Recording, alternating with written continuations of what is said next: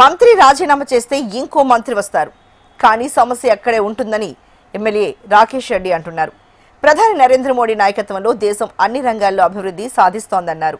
Neat పరీక్షలో జరిగిన లోపాలపై చర్యలు తీసుకుని విద్యార్థులకు అన్యాయం జరగకుండా పరీక్షను మళ్లీ నిర్వహించినట్లు తెలిపారు.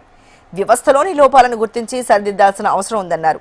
దేశ వ్యతిరేక శక్తుల కుట్రలకు యువత మోసపోవద్దని విజ్ఞప్తి చేశారు. దేశాన్ని ముక్కలు కానివ్వకుండా కాపాడుకుంటామని రాకేష్ రెడ్డి అంటున్నారు.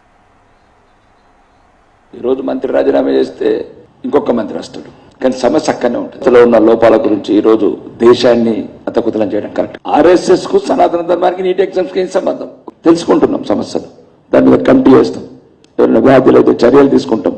జైళ్లలో కాదు కదా, కఠినాతి కఠిన శిక్షణ వేసి భవిష్యత్తులో చేయకుండా చూస్తాం.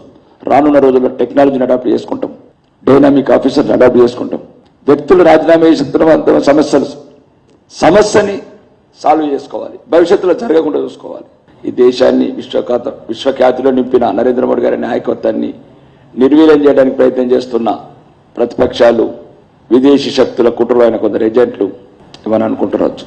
ఈ దేశాన్ని కాపాడుకుంటాం, మోడీని కాపాడుకుంటాం. రాహుల్ గాంధీ గారు కలలు గారంటే ఆపేయండి చాలు. ఇంకా సీనియర్ సిటిజన్ అయిపోతున్నారు మీరు కొన్ని రోజులలో.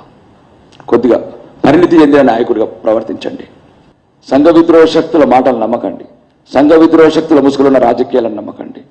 ఏదన్నా ఉంటే సమస్యను పరిష్కరించుకుందాం. భవిష్యత్తులో యువతకే పెద్దపీట వేస్తాం. ఇట్లాంటి నీటిలో వచ్చిన సమస్యలు రానివ్వము, ఈ భారత్ని ముక్కలు కానివ్వము. కాబట్టి యువత ఇట్లాంటి విద్రోహ శక్తులు, ధర్మద్రోహులు మాటల్లో పడి మీరు దయచేసి రోడ్ల మీదకి రాకండి. మీ కెరీర్ కాపాడుకోండి, మీ చదువులు కాపాడుకోండి. మీ గురించి నిరంతరం 24 గంటలు ఆలోచించే నరేంద్ర మోడీ గారు ఈ దేశానికి ప్రధానిగా ఉన్నారు.